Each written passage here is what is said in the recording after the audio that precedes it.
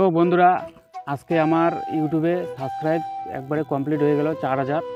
আমি প্রথমে ভাবছিলাম যে হবে না, যে 1000-এর বেশি সাবস্ক্রাইব করতে পারবো না। তো তোমাদের ভালোবাসায় আজকে অনেক দূর এগিয়ে গেছি।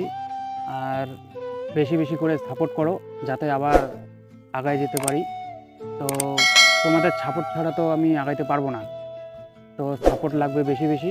তো এটা আমার ইউটিউব থেকে ফার্স্ট ব্লগ।